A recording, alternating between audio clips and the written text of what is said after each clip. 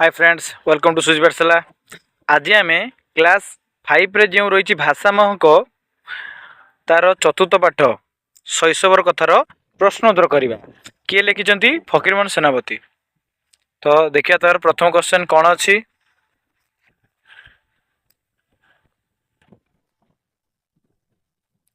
देखो प्रथम क्वेश्चन अच्छी आस कथा। एक नंबर पिलादिने लेखकों कान फड़ाई दिगला कहीं।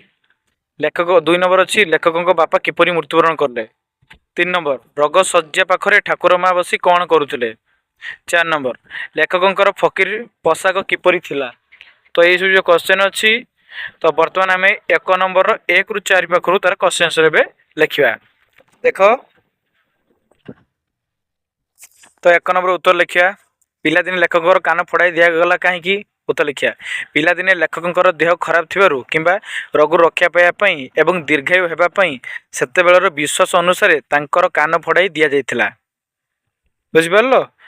यह फकीर मोहन सेनापति आत्मजीवनी चरित्र अंश जो बापा माँ चली जापर आई बचाइवाई एभली मानसिक करी कान फड़ाई देइथिले। अच्छा हो 1 नंबर क्वेश्चन आंसर लिखिल। बुझिपारल। एबे 2 नंबर को जीवा। 2 नंबर क्वेश्चन थिला लेखकों बापा किपरि मृत्युवरण करथिले। उत्तर लिखिबा लेखकों बापा होइजाबा कौन सी मारात्मक रोग पीड़ित होई अल्प बयस मृत्युवरण करथिले। 3 नंबर क्वेश्चन रोग शज्या पाखरे तांकर माया बसी कौन करुले। माँ जो रोग शज्या पाखरे तांकर माँ दिन राति बसी भगवान को प्रार्थना करुले एवं तांकर सेवा शुश्रूषा करुले।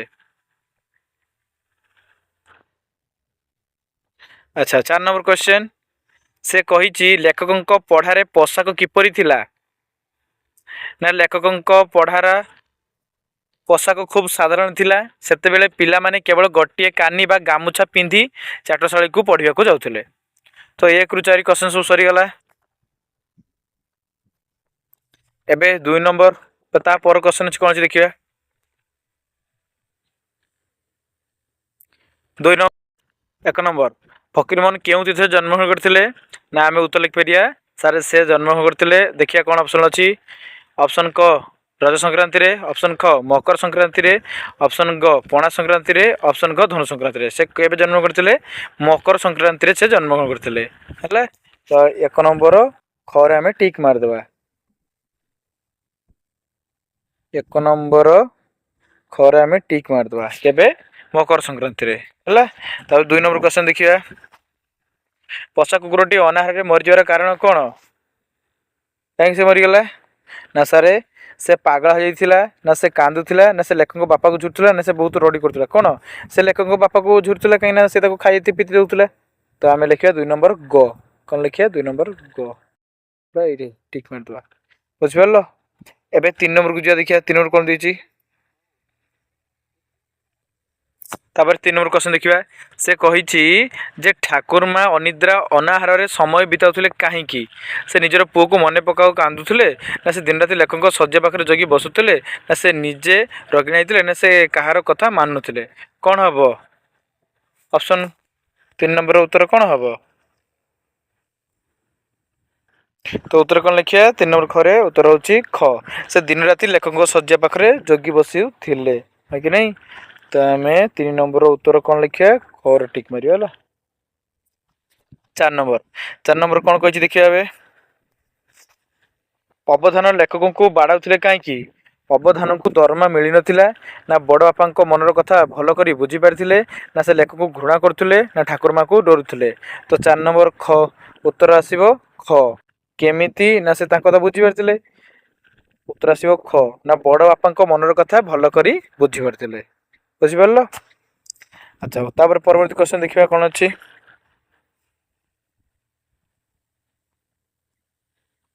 तापर क्वेश्चन अच्छी भाव ओ लेख तले दिया प्रश्न गुड़िकर उत्तर निज खातार लेख।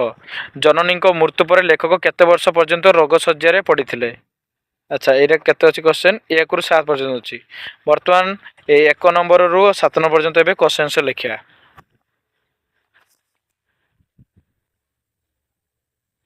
एक नंबर उत्तर लिखिया जननींकर मृत्यु पर लेखक केते वर्ष पर्यंत रोग शज्या पड़ी थे। एबे उत्तर लिखिया उत्तर होची जननी बा माँ बा जन्मदात्री है। जन्मदात्री बा जननी मृत्यु पर लेखक दीर्घ 6-7 वर्ष पर्यंत क्रमागत भाव विभिन्न रोग आक्रांत हो रोग शज्या पड़ी थे। बुझिल। 2 नंबर क्वेश्चन चाटशाली पढ़िया समय को लेखकों बयस केते होइतिला ना चाटशाली पढ़िया आरंभ करिया समय को लेखक बयस प्राय 9 वर्ष होइतिला। 3 नंबर चाहाली को प्रथमे आसीथिबा छात्र को अवदान कौन दियंती। चाहाली को प्रथमे आसीथिबा छात्र को अवदान श्री गणेशाय नम लिखिया पई एक खड़ी बा खड़ी माटी दियंती। 4 नंबर बेसी बेल जाए सोई पड़िथिबा छात्रटी डर निजको किपर रक्षा करिथाए। उत्तर लिखिया बेसी बेल जाए सोई पड़िथिबा छात्रटी अवधानक माड़ भୟରେ बाटरे जाउथिबा कौनसी जने भद्रलोकଙ୍କ आश्रय नहीं तांको सहित चाहाली को जाए जहाद्वारा से व्यक्ति जनक कहिले अवधान तांको माड़ मारंती नहीं। बुझिल। तापरे 5 नंबर देखिए क्वेश्चन कौन अच्छी। 5 नंबर क्वेश्चन अच्छी निशा गोसाई मठरे थिबा चाहाली रे केउ केउ तिथि रे पाठपढ़ा बंद रहउतिला। उत्तर लिखिया निशा गोसाई मठरे थिबा चाहालीटी रे प्रति मासर प्रतिपद बा प्रथमा बा अमावास्या एवं पूर्णिमा तिथि रे पाठपढ़ा संपूर्ण बंद रहउतिला।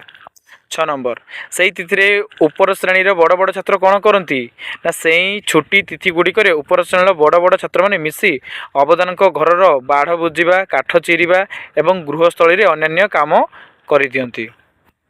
7 नंबर पार्सी स्कूल रे पंडिते छात्र मान को कौन शिखाउथिले।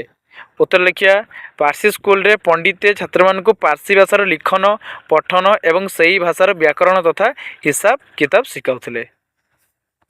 देखिए तापर क्वेश्चन कौन अच्छी।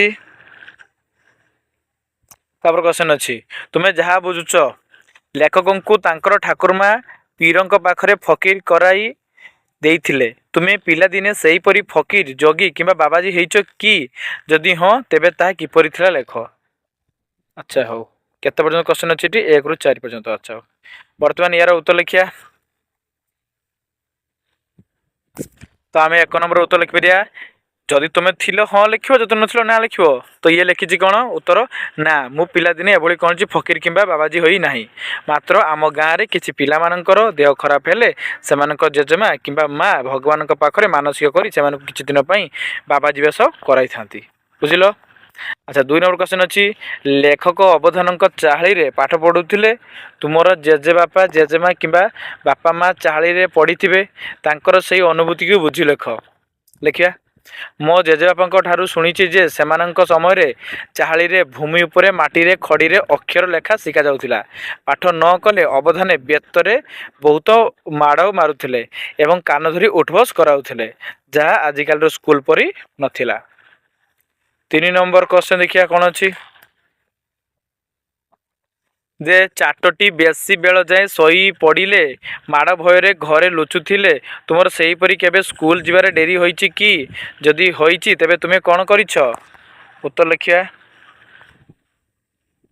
तो आम उत्तर लिखिपर हाँ थे सकाଳେ मोर शोइबारू उठिया डेरी हो जाइथिबारु स्कूल जावाक विलम्ब होइतिला शिक्षक गाली करिवे भाबी मु बहुत डरी जाइथिली किंतु परे मो माँ स्कूल को जाई शिक्षक को प्रकृत कारण कहिथिबारु शिक्षक मते क्षमा कर देथिले।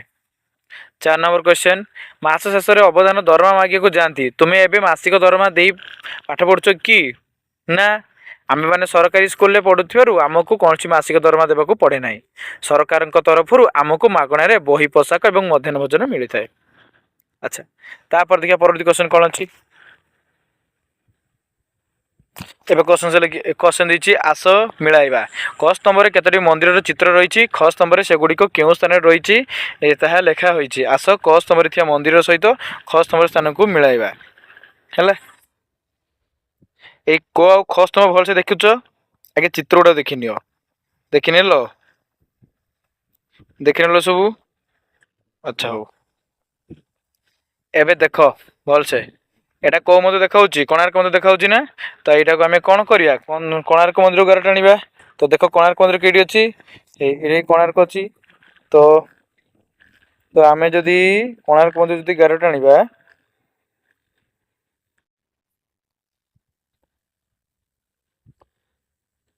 तो देख यहीटा तुम्हें गार टाण यू गार टाण हो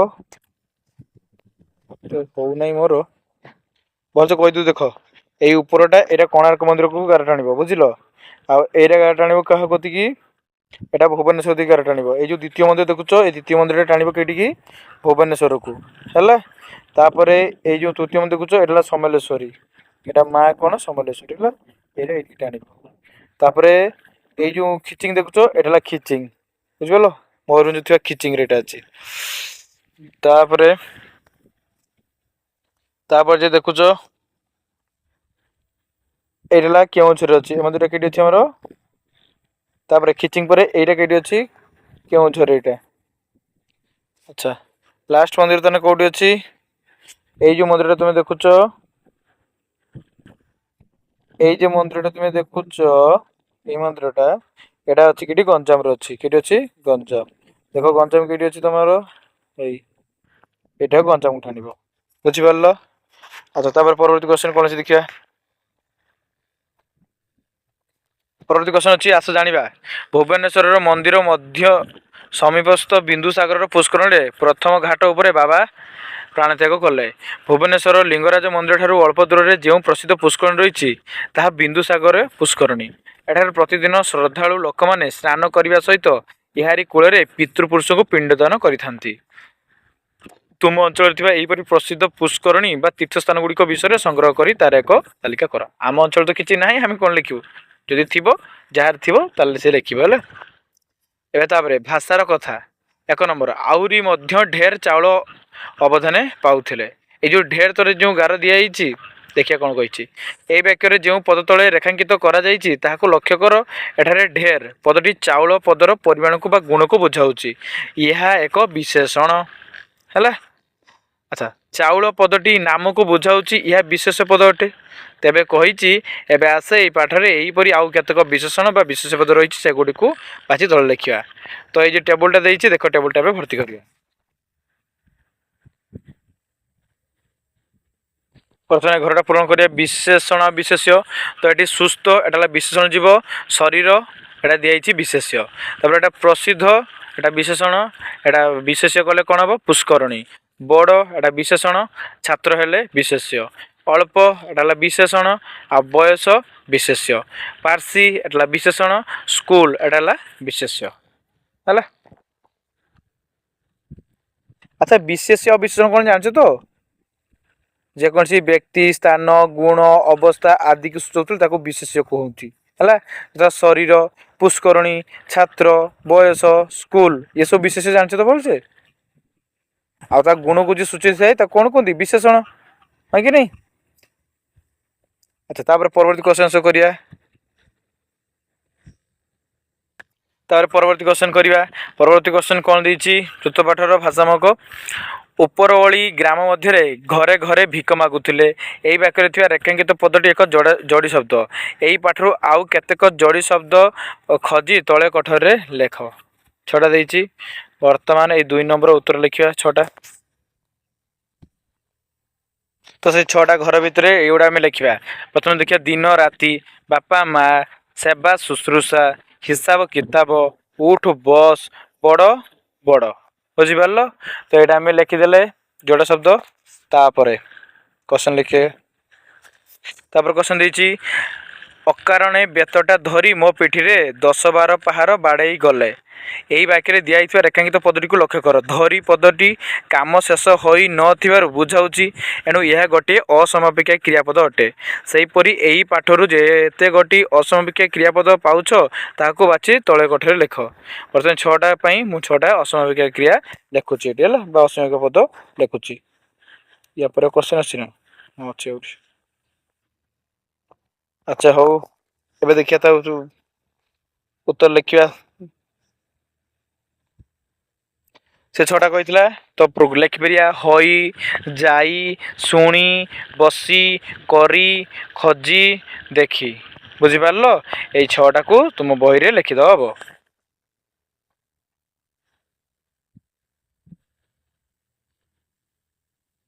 तापर कौन लिखी खाद्यपेय पीर मान पाखरे सिनी बा शिरिणी भोग हुए।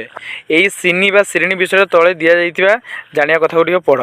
सिनी बा शिरिणी साधारणतः आमर सत्यनारायण पाला पूजा समय यही भोगटी प्रस्तुत करा जाए।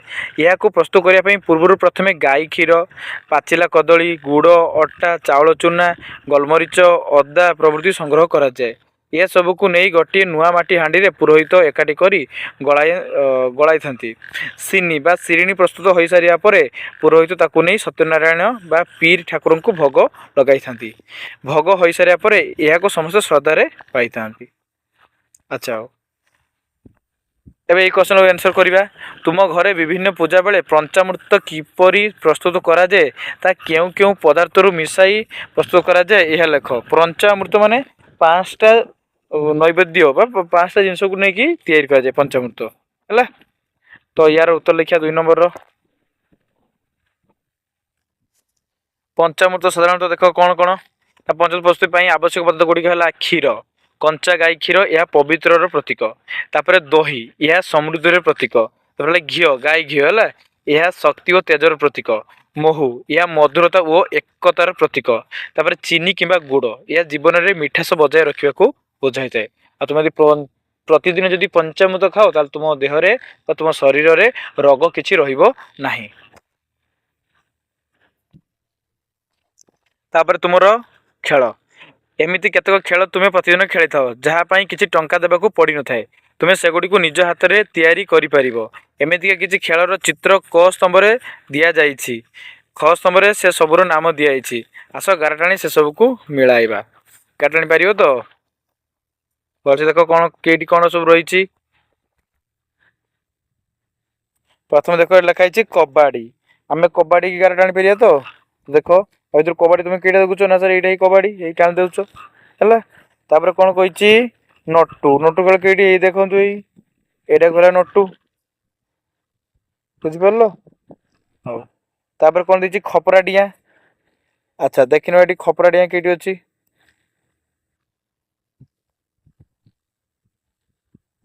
तो आम कौन करवा ए खपरा डिया को गाटाणी खपरा डिया ये गाटाणी नटू तो जाइए हाँ कि नहीं कबाड़ी तो जाइए। तापर गुड़ी यही सारे गुड़ी ये गाटाणी दूचे। तापर कौन अच्छी देखिए सरला एवं कही तुम्हें सांग मान सहित यही खेल गुड़ी केमी खेली था लेख। तुम अंचल खेला जाऊा आउ के खेल विषय लेख। 2 नंबर क्वेश्चन कही एमती किसी आनंददायक खेलर एक तालिका प्रस्तुत कर जहाँ को तुम्हें तुम दिव्यांग सांग मान सहित खेली पार। तुम्हें यही कम सांगसाथी शिक्षक निजर अभिभावक सहायता नहीं पार।